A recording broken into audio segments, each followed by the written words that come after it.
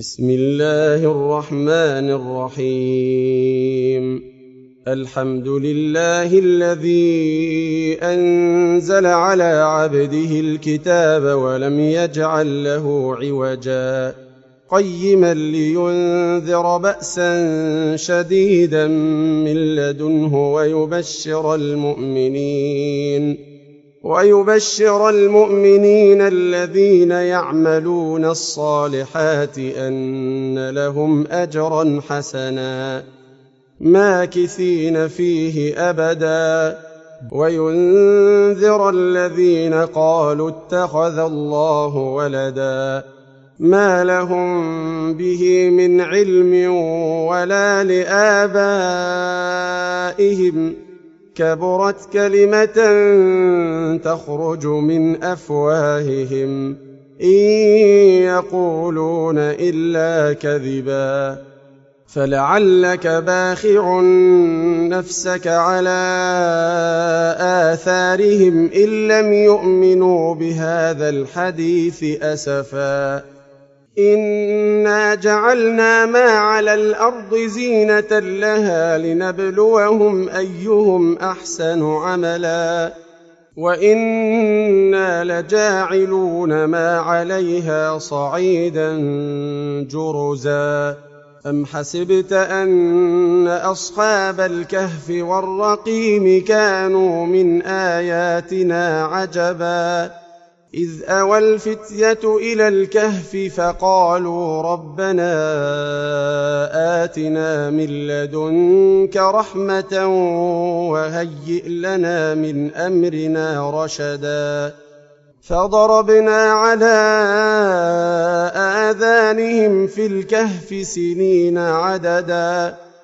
ثم بعثناهم لنعلم أي الحزبين أحصى لما لبثوا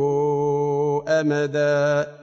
نحن نقص عليك نبأهم بالحق إنهم فتية آمنوا بربهم وزدناهم هدى وربطنا على قلوبهم إذ قاموا فقالوا ربنا رب السماوات والأرض لن ندعو من دونه إلها لقد قلنا إذا شططا هؤلاء قومنا اتخذوا من دونه آلهة لولا يأتون عليهم بسلطان بين فمن أظلم ممن افترى على الله كذبا وإذ اعتزلتموهم وما يعبدون إلا الله فأووا إلى الكهف ينشر لكم ربكم من رحمته ويهيئ لكم من أمركم مرفقا وترى الشمس إذا طلعت تزاور عن كهفهم ذات اليمين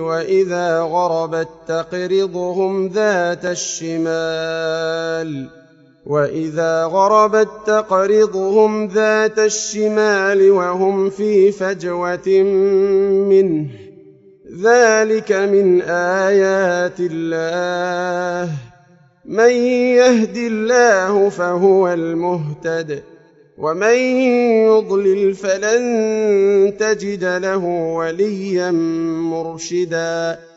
وتحسبهم أيقاظا وهم رقود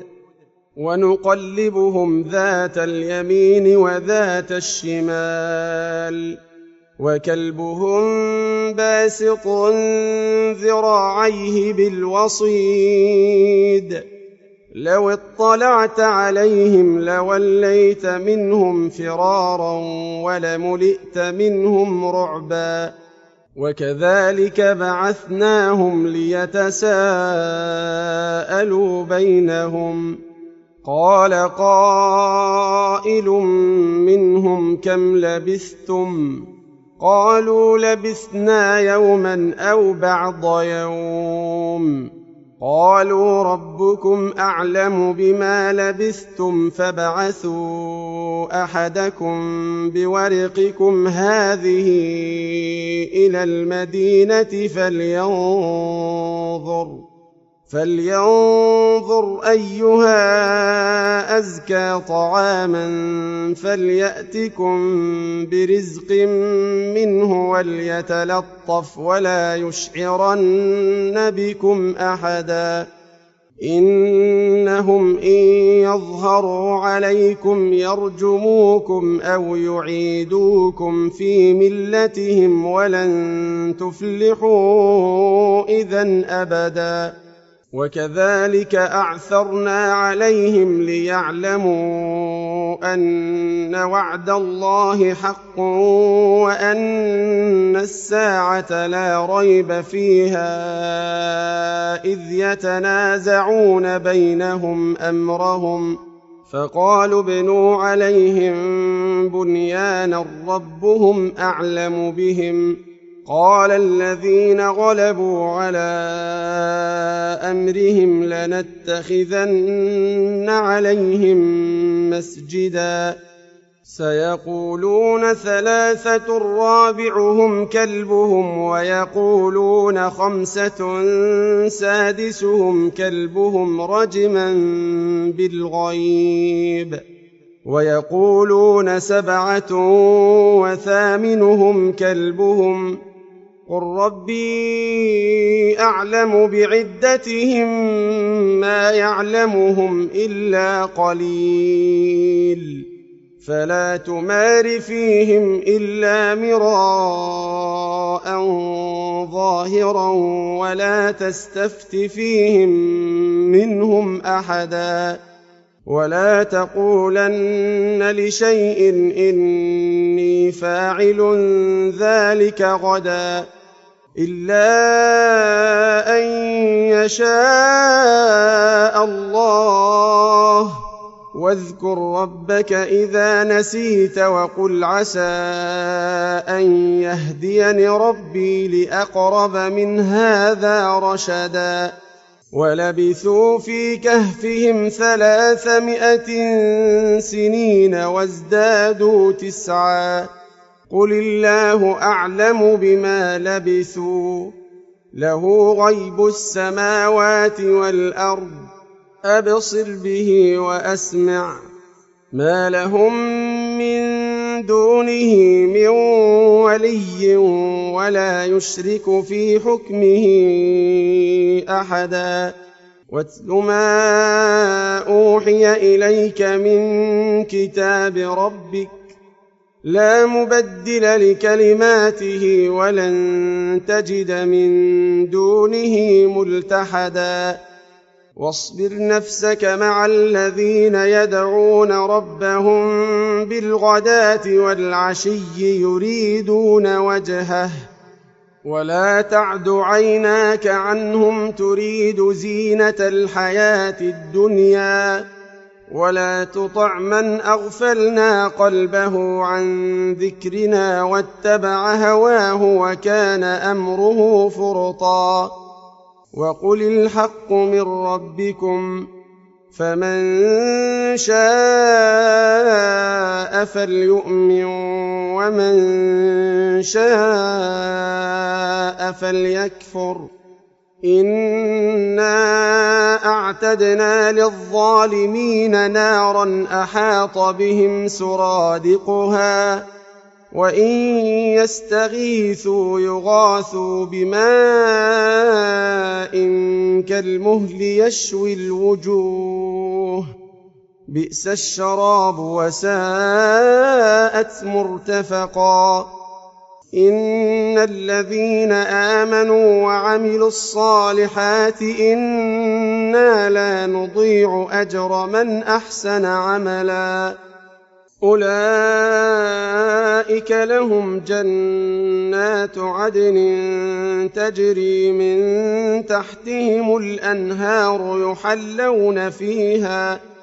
يحلون فيها من أساور من ذهب ويلبسون ثيابا خضرا من سندس واستبرق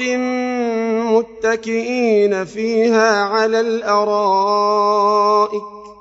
نعم الثواب وحسنت مرتفقا. واضرب لهم مثل الرجلين جعلنا لأحدهما جنتين من أعناب وحففناهما بنخل وجعلنا بينهما زرعا كلتا الجنتين آتت أكلها ولم تظلم منه شيئا وفجرنا خلالهما نهرا وكان له ثمر فقال لصاحبه وهو يحاوره أنا أكثر منك مالا وأعز نفرا ودخل جنته وهو ظالم لنفسه قال ما أظن أن تبيد هذه أبدا وما أظن الساعة قائمة ولئن رددت إلى ربي لأجدن خيرا منها منقلبا. قال له صاحبه وهو يحاوره أكفرت بالذي خلقك من تراب ثم من نطفة ثم سواك رجلا لكن هو الله ربي ولا أشرك بربي أحدا. ولولا إذ دخلت جنتك قلت ما شاء الله لا قوة إلا بالله إن ترني أنا أقل منك مالا وولدا فعسى ربي أن يؤتيني خيرا من جنتك ويرسل عليها حسبانا من السماء فتصبح صعيدا زلقا أو يصبح ماؤها غورا فلن تستطيع له طلبا. وأحيط بثمره فأصبح يقلب كفيه على ما أنفق فيها وهي خاوية على عروشها ويقول يا ليتني لم أشرك بربي أحدا ولم تكن له فئة ينصرونه من دون الله وما كان منتصرا. هنالك الولاية لله الحق هو خير ثوابا وخير عقبا. واضرب لهم مثل الحياة الدنيا كماء إن أنزلناه من السماء فاختلط به نبات الأرض فأصبح هشيما تذروه الرياح وكان الله على كل شيء مقتدرا. المال والبنون زينة الحياة الدنيا والباقيات الصالحات خير عند ربك ثوابا وخير أملا. ويوم نسير الجبال وترى الأرض بارزة وحشرناهم فلم نغادر منهم أحدا وعرضوا على ربك صفا لقد جئتمونا كما خلقناكم أول مرة بل زعمتم أن لن نجعل لكم موعدا ووضع الكتاب فترى المجرمين مشفقين مما فيه ويقولون يا ويلتنا ما لهذا الكتاب لا يغادر صغيرة ولا كبيرة إلا أحصاها ووجدوا ما عملوا حاضرا ولا يظلم ربك أحدا. وإذ قلنا للملائكة اسجدوا لآدم فسجدوا إلا إبليس كان من الجن ففسق عن أمر ربه أفتتخذونه وذريته أولياء من دوني وهم لكم عدو بئس للظالمين بدلا. ما أشهدتهم خلق السماوات والأرض ولا خلق أنفسهم وما كنت متخذ المضلين عضدا. ويوم يقول نادوا شركائي الذين زعمتم فدعوهم فلم يستجيبوا لهم وجعلنا بينهم موبقا. ورأى المجرمون النار فظنوا أنهم مواقعوها ولم يجدوا عنها مصرفا. ولقد صرفنا في هذا القرآن للناس من كل مثل وكان الإنسان أكثر شيء جدلا. وما منع الناس أن يؤمنوا إذ جاءهم الهدى ويستغفروا ربهم إلا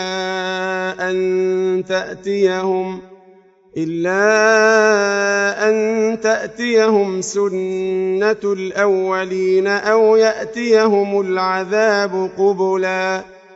وما نرسل المرسلين إلا مبشرين ومنذرين ويجادل الذين كفروا بالباطل ليدحضوا به الحق واتخذوا آياتي وما أنذروا هزوا.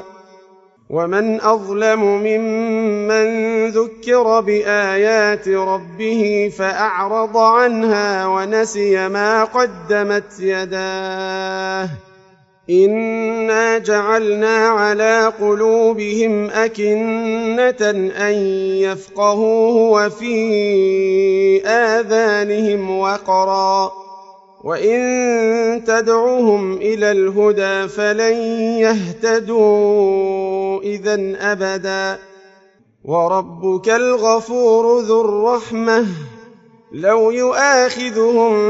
بما كسبوا لعجل لهم العذاب بل لهم موعد لن يجدوا من دونه موئلا. وتلك القرى أهلكناهم لما ظلموا وجعلنا لمهلكهم موعدا. وإذ قال موسى لفتاه لا أبرح حتى أبلغ مجمع البحرين أو أمضي حقبا فلما بلغا مجمع بينهما نسيا حوتهما فاتخذ سبيله في البحر سربا. فلما جاوزا قال لفتاه آتنا غداءنا لقد لقينا من سفرنا هذا نصبا. قال أرأيت إذ أوينا إلى الصخرة فإني نسيت الحوت وما أنسانيه إلا الشيطان أن أذكره واتخذ سبيله في البحر عجبا. قال ذلك ما كنا كنا نبغ فارتدا على آثارهما قصصا فوجدا عبدا من عبادنا آتيناه رحمة من عندنا وعلمناه من لدنا علما قال له موسى هل أتبعك على أن تعلمني مما علمت رشدا قال إنك لن تستطيع معي صبرا وكيف تصبر على ما لم تحط به خبرا قال ستجدني إن شاء الله صابرا ولا أعصي لك أمرا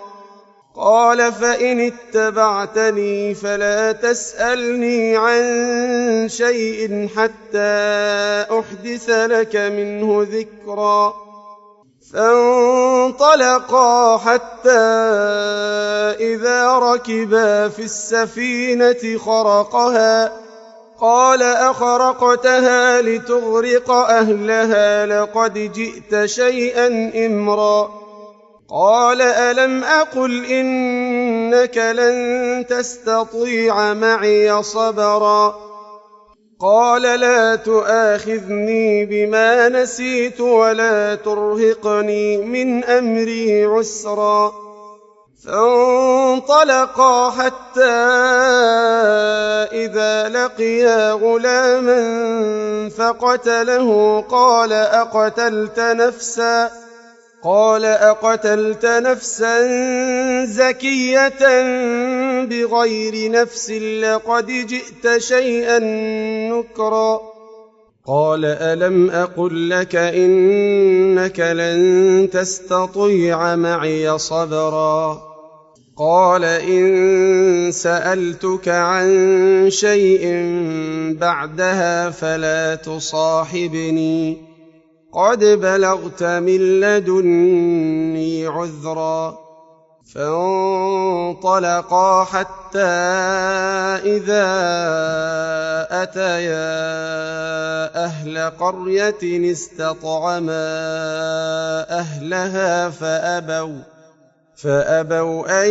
يضيفوهما فوجدا فيها جدارا يريد أن ينقض فأقامه قال لو شئت لاتخذت عليه أجرا قال هذا فراق بيني وبينك سأنبئك بتأويل ما لم تستطع عليه صبرا أما السفينة فكانت لمساكين يعملون في البحر فأردت أن أعيبها وكان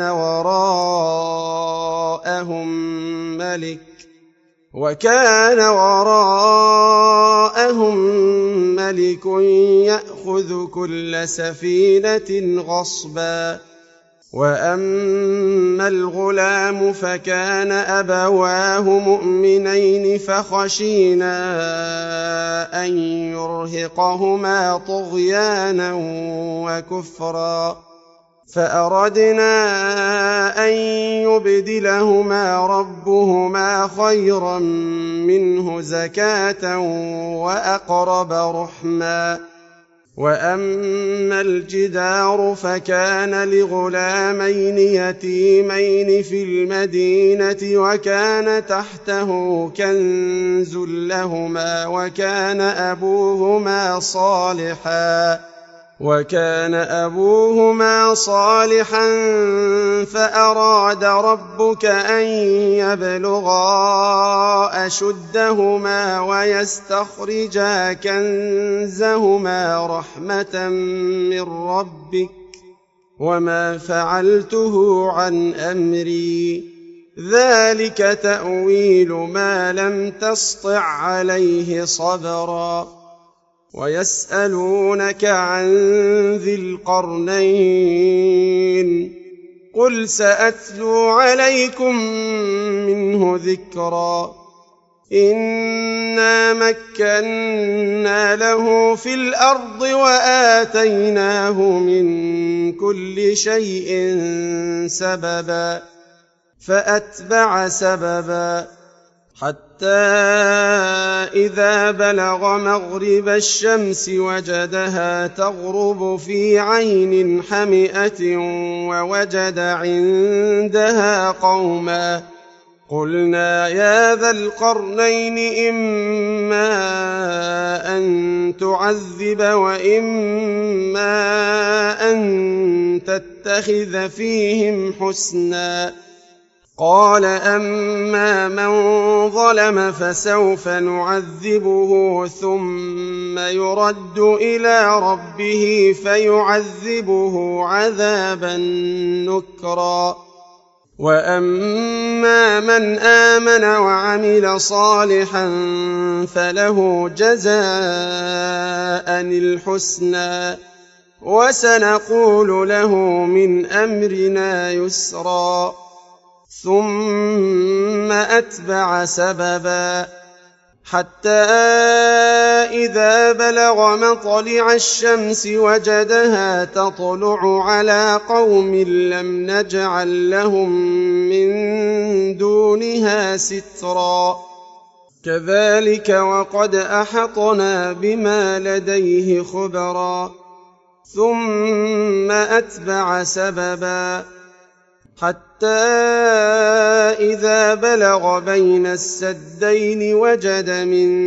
دونهما قوما لا يكادون يفقهون قولا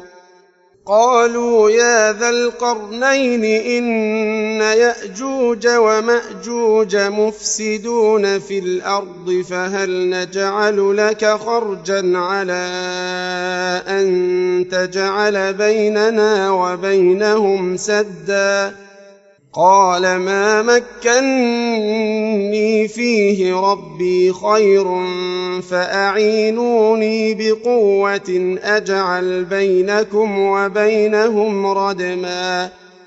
آتوني زبر الحديد حتى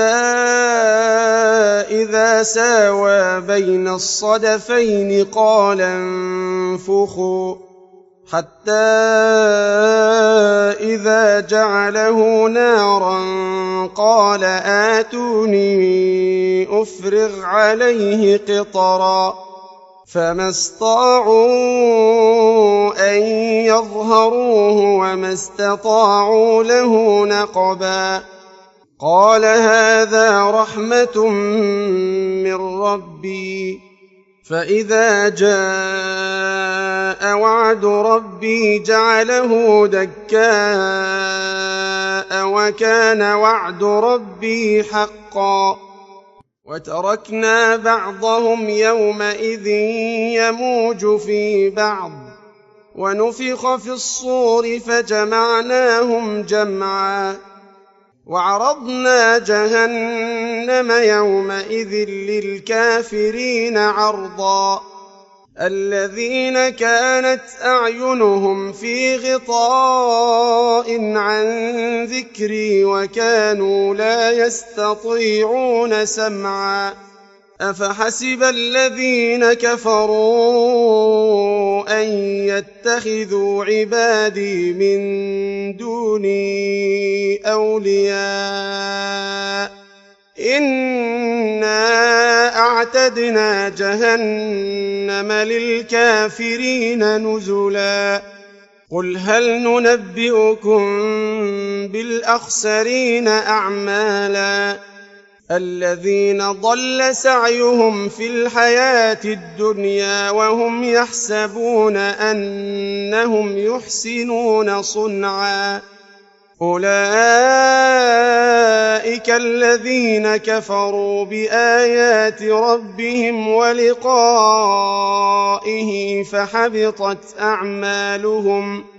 فحبطت أعمالهم فلا نقيم لهم يوم القيامة وزنا ذلك جزاؤهم جهنم بما كفروا واتخذوا آياتي ورسلي هزوا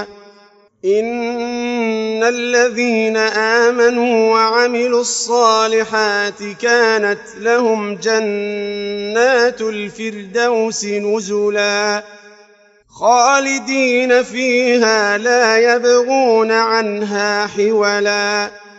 قل لو كان البحر مدادا لكلمات ربي لنفد البحر قبل أن تنفد كلمات ربي ولو جئنا بمثله مددا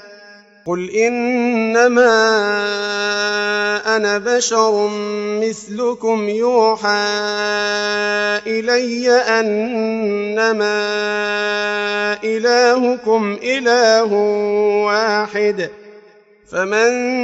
كان يرجو لقاء ربه فليعمل عملا صالحا ولا يشرك بعبادة ربه أحدا